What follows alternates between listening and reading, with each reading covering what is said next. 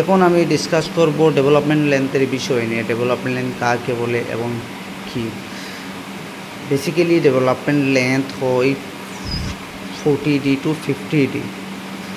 আচ্ছা, এখন আপনারা লক্ষ্য রাখবেন, আমি এখানে দেখতে পাচ্ছেন দুটা মেম্বার, একটা হচ্ছে কলাম আর একটা হচ্ছে বিম।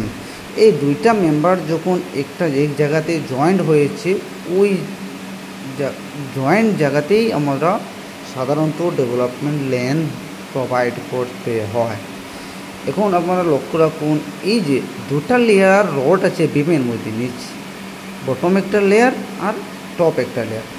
বটম লেয়ারের রডটা দেখুন কলামের মধ্যে ক্রস করে কলামের আউটার যে বারের সঙ্গে অ্যাঙ্গল হয়ে উপরের দিকে চলছে, এবং টপ যেটা টপ বার যেটা আছে, টপ বারটা কলামের সঙ্গে অ্যাঙ্গল হয়ে বটম দিকে আসছে। ওই যে অ্যাঙ্গল হয়ে এবং কলামদের ক্রস করে যে জায়গাটা যাওয়া হয়েছে, ওকেই বলে ডেভেলপমেন্ট লেন্থ।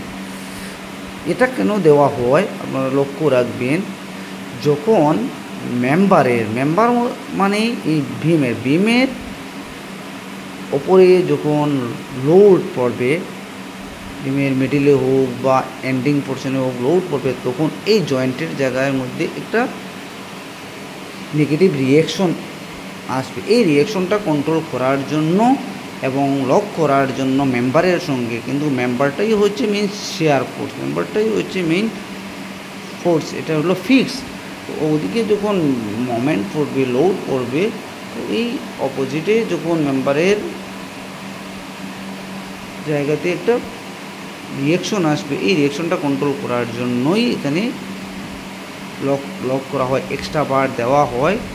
এই বারটাই ডেভেলপমেন্ট লেন্থ বলে। এখানে দেখুন আমরা 20 mm রড ইউজ করেছি, তাহলে 50 × 20, তার মানে 1000 mm আমরা এক্সট্রা ডেভেলপমেন্ট লেন্থ প্রোভাইড করতে হবে।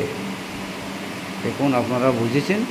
আপনারা যখনই যদি দেওয়া হয়, কোনো মিস্ত্রি যখন কাজ করবে, এই সময়ই আপনার মিস্ত্রিকে জিজ্ঞাসা করতে পারেন আপনি ডেভেলপমেন্ট লেন্থ কত দিয়েছেন বা প্রপারলি দিচ্ছে কি না।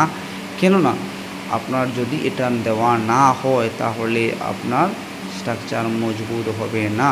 স্ট্রাকচারের মধ্যে যে প্রপার স্পেসিফিকেশনের স্ট্রাকচার হচ্ছে না, আপনি যে কোনো মতেই এটা খেয়াল রাখবেন।